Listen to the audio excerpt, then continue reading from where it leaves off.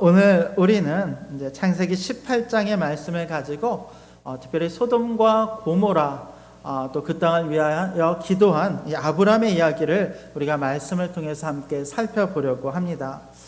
여러분 지난주에 아시다시피 조금 큰 전쟁이 일어났습니다. 그렇지 않아도 러시아와 우크라이나의 전쟁이 굉장히 장기화되고 있는데 거기에 더해서 이스라엘과 이란 사이에 큰 전쟁이 벌어졌습니다. 각 도시로 미사일들이 날아다니기 시작하고요. 건물들이 부서지고 사람들이 죽는 일이 지금도 발생하고 있습니다.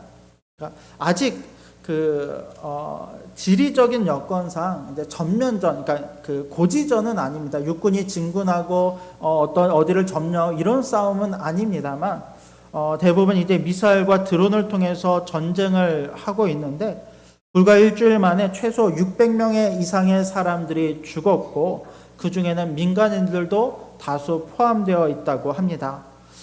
이번에 이란에서는 이제 핵무기를 이용한 이제 미사일을 사용할 거라고 하는 계속적인 선전포고가 하루가 멀다 하고 일어나고 있는 상황입니다. 여러분 이런 전쟁을 보면서 우리의 마음이 참 어려워지는 것 같습니다. 21세기가 되면 사실 합리적인 사회, 합리적인 나라들이 돼서 더 이상 전쟁이 없어질 거라고 생각을 했어요.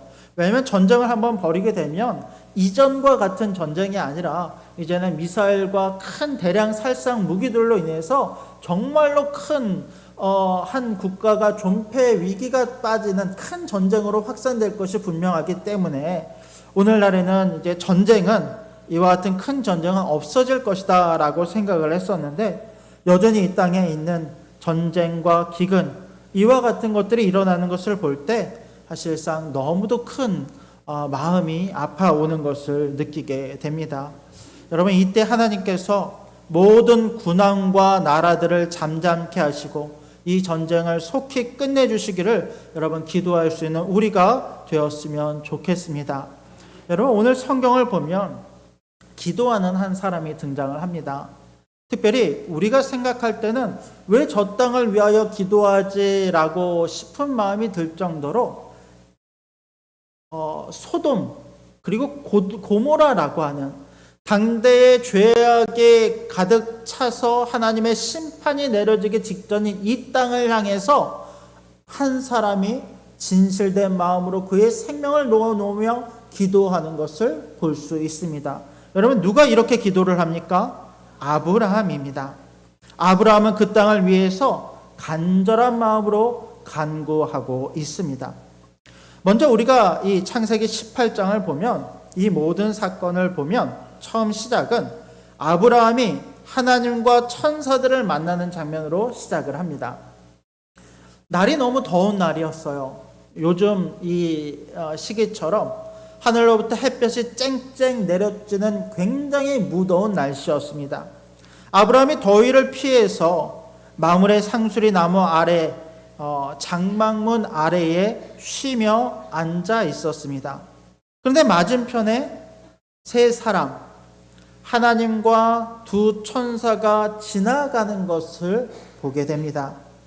아브라함은 영적으로 깨어있는 사람이었어요.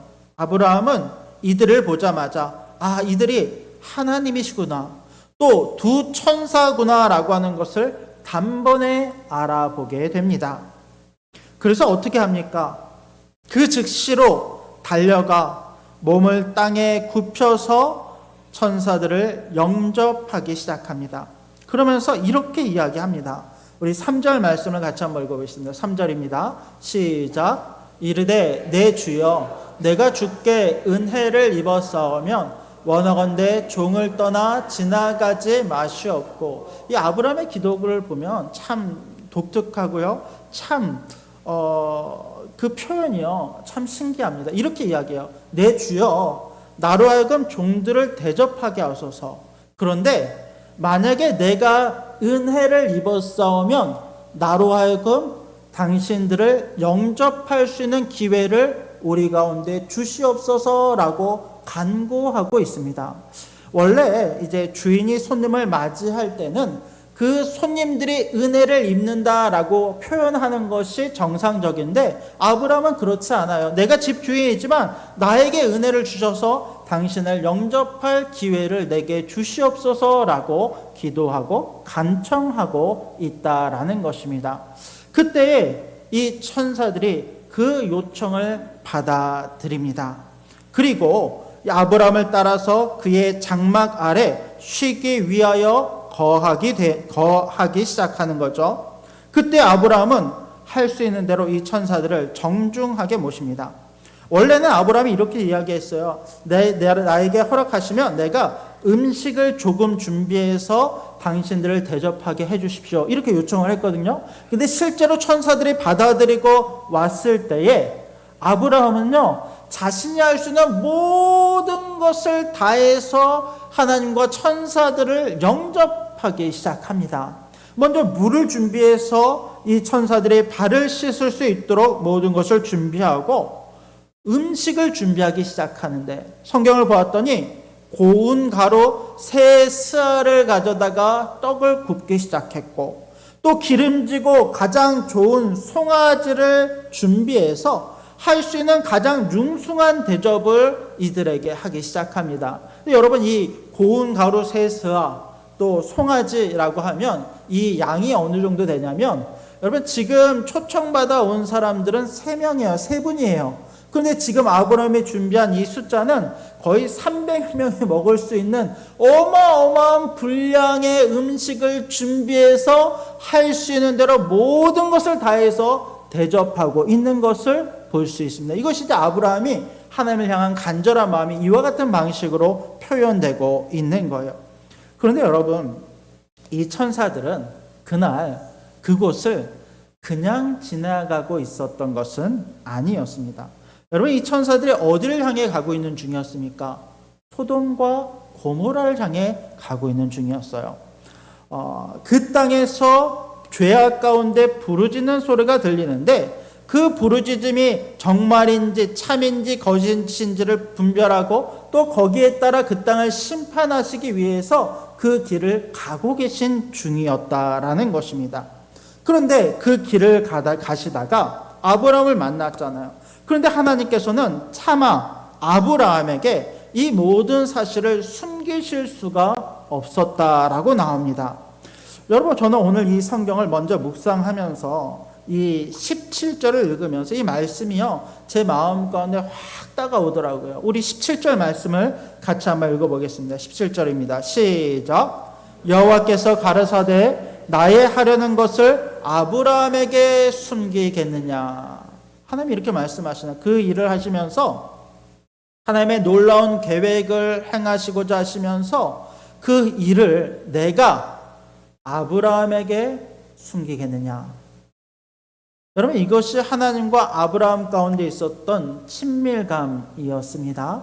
하나님께서는 아브라함을 생각하사 아브라함에게 숨기지 않으시고 하늘의 놀라운 비밀들을 다 알려주고 계신 것입니다. 여러분, 우리가 이와 같이 하나님의 놀라운 친밀감 안에 거하는 하나님의 백성이 되기를 주님의 이름으로 축복합니다. 하나님이 이렇게 말씀하시는 거예요. 내 하려는 것을 태웅이에게 숨기겠느냐? 내가 하려는 것을 우리 창식이에게 숨기겠느냐라고 하시면서 하나님의 놀라운 비밀을 오늘도 말씀을 통해서 우리 가운데 보여주고 계신다라는 것입니다. 아브라함은 곧이어 하나님의 심판 계획을 듣습니다. 그 내용은 이런 것이었습니다. 우리 20절과 21절 말씀을 같이 한번 읽어봅시다. 자, 20절, 21절입니다. 시작. 여호와께서 또 이르시되 소돔과 고모라에 대한 부르짖음이 크고 그 죄악이 심히 무거우니 내가 이제 내려가서 그 모든 행한 것이 과연 내게 들린 부르짖음과 같은지 그렇지 않은지 내가 보고 알려 하노라. 소돔과 고모라 땅에서 하나님께 울부짖는 소리가 그 하늘까지 전해지고 있습니다. 마치 창세기 4장에서 가인이 아벨을 죽인 이후에 그 아벨의 핏소리가 땅에 스며들어 그 땅이 하나님께 울부짖어 부르짖으며 그 가인의 죄악을 고발하듯이 소돔 땅이 그 소돔 안에 거하는 모든 핍박받는 자들이 또 그 땅이 만물이 인간의 죄악으로 말미암아 하나님을 향하여 울부짖으며 하나님의 공의를 구하고 있다라고 성경은 말씀하고 있다라는 것입니다.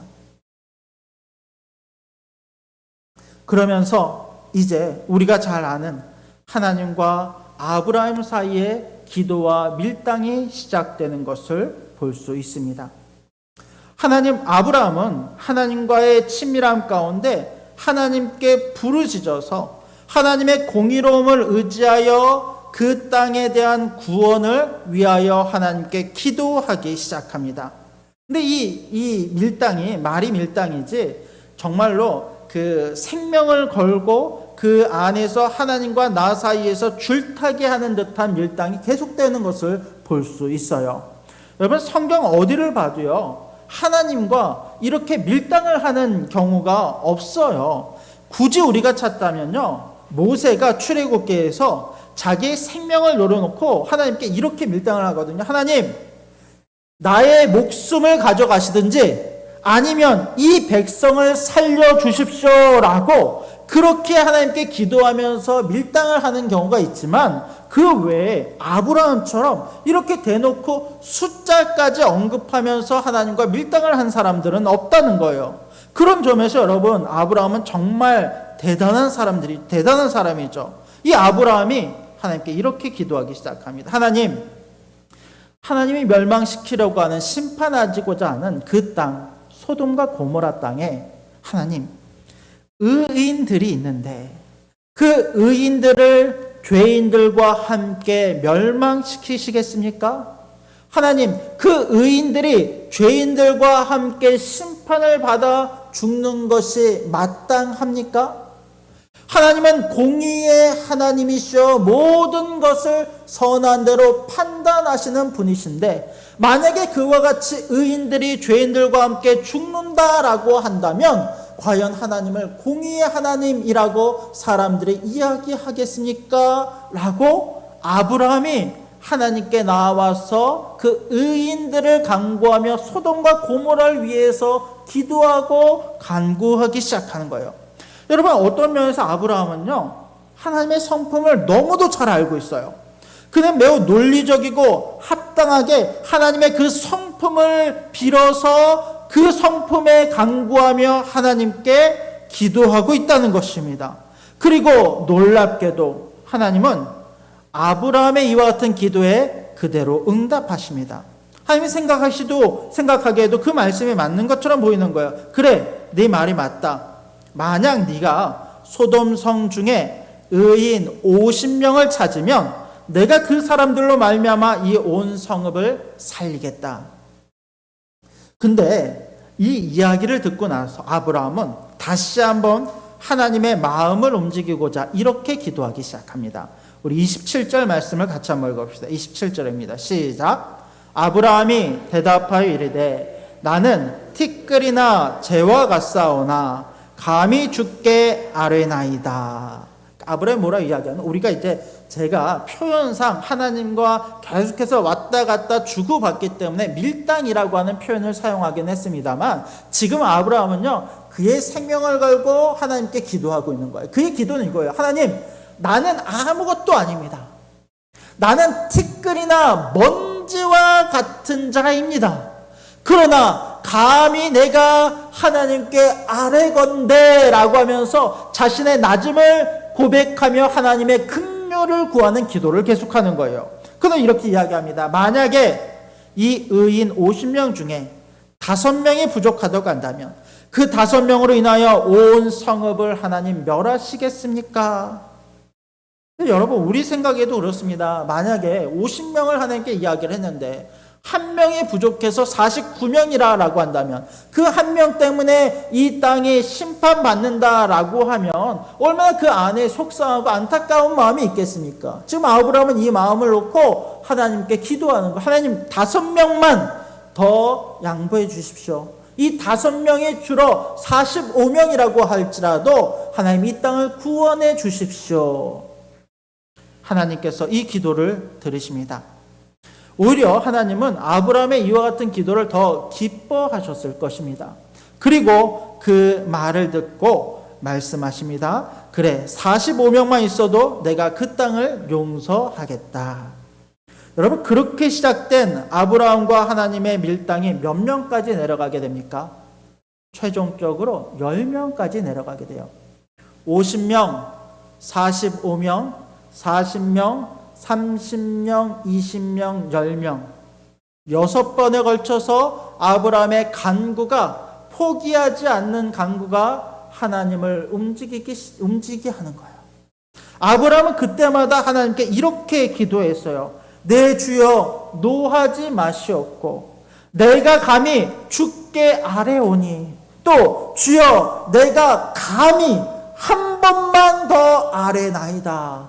결코 이 모든 기도가 가볍게 우리가 시장에서 상인들과 흥정하듯이 가볍게 이루어진 상황이 아니라 아브라함에게 있어서는 그가 생명을 걸고 어떻게든 그 땅을 살리기 위해서 할 수 있는 모든 자신의 것들을 내어놓고 하나님께 울부짖고 부르짖고 바짓가랑을 잡고 간절히 중보하며 기도하고 있다라는 것입니다.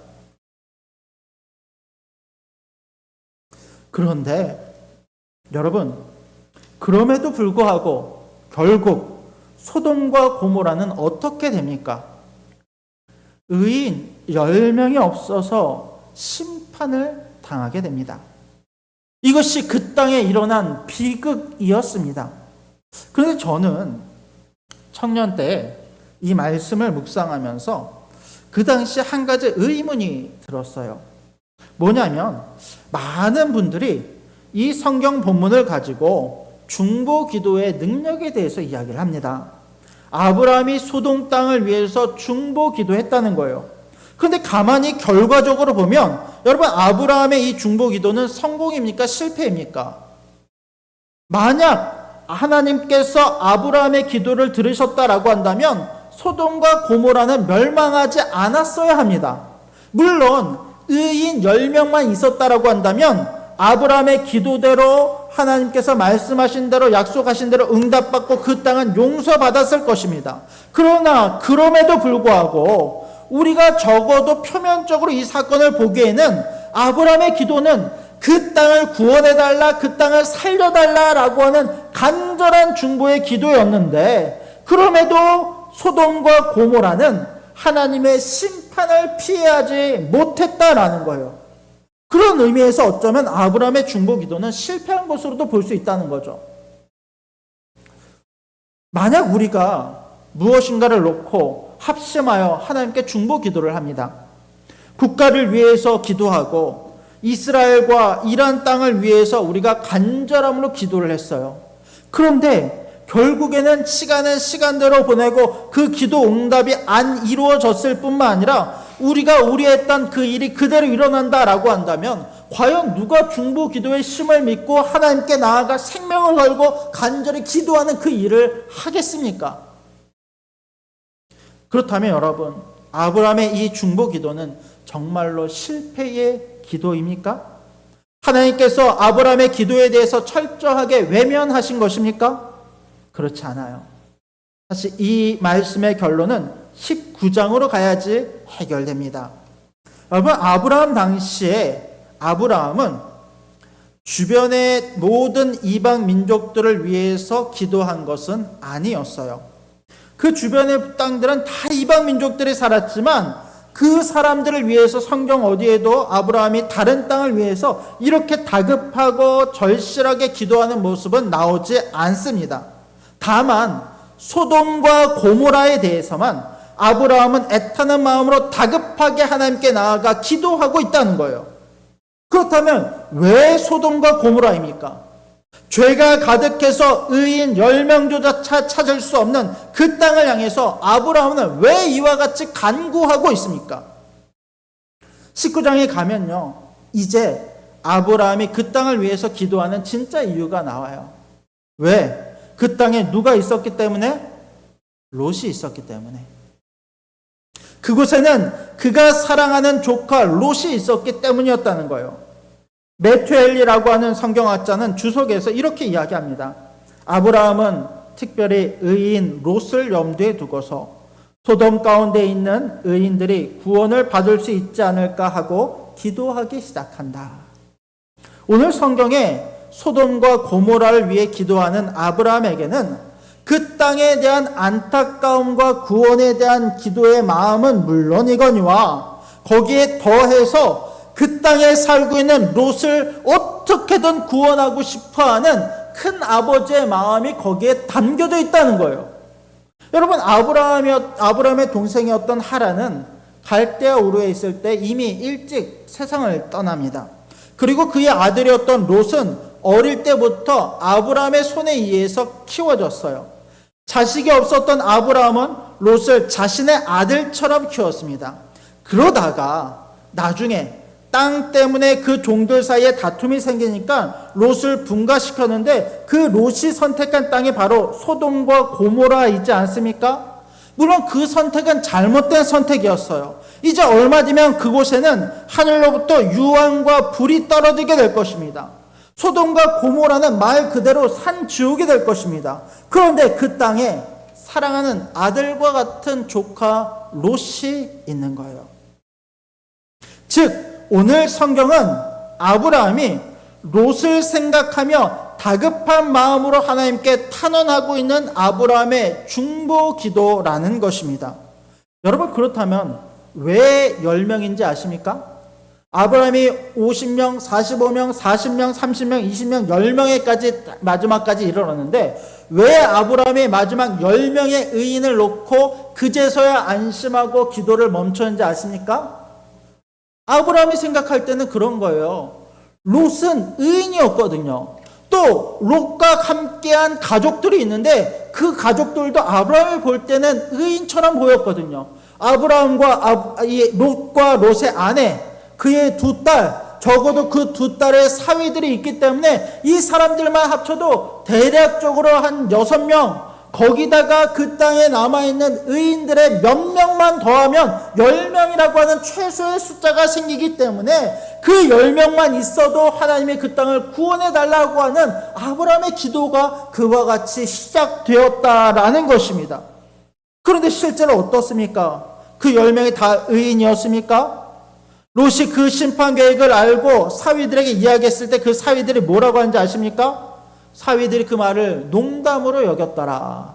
죄악에 빠져서 영적인 분별력이 없는 상태에서 여전히 의인이 아니라 악인이요 죄인으로 살고 있는 그 땅의 사람들의 모습을 극단적으로 보여주고 있다라는 것입니다. 베드로후서 2장 8절을 보면 베드로는 이렇게 이야기합니다. 우리 베드로후서 2장 7절과 8절 말씀 같이 한번 읽어봅시다. 시작. 무법한 자들의 음란한 행실로 말미암아 고통당하는 의로운 롯을 건지셨으니 이는 이 의인이 그 중에 거하여 날마다 저 불법한 행실을 보고 들음으로 그 의로운 심령이 상함이라. 자, 보십시오. 원래 롯은요 의로운 자였어요. 성경에도 계속해서 롯에 대해 설명하기를 롯은 의로운 자였다라고 나옵니다. 그는 아브라함과 함께 있을 때 믿음 아래 있었던 자녀였고 비록 소돔이라고 하는 잘못된 선택을 하고 있지만 그는 하나님 보시기에 구원받기에 합당한 존재였다라고 이야기를 하고 있다는 거예요. 그런데 그와 같았던 롯이 상한 심령으로 바뀌게 돼요. 어디를 가고 나서부터? 소돔 땅에 가서부터, 거기서 누구와 어울리면서부터? 불의한 자들과 어울리면서부터. 이는 그 의인이 그들 중에 거하여 날마다 저 불법한 행실을 보고 들음으로 그 의로운 심령이 상함이라. 날마다 죄인들 가운데 생활하면서 눈으로 날마다 보고 겪는 게 뭐냐면 죄 짓는 것, 음란하고 악한 것들을 접하며 살다 보니까 의로웠던 롯도 그 의로운 심령이 상하게 되었다라고 성경은 말씀하고 있다라는 것입니다. 여러분, 하나님의 백성은요 거룩한 땅을 찾아야 돼요.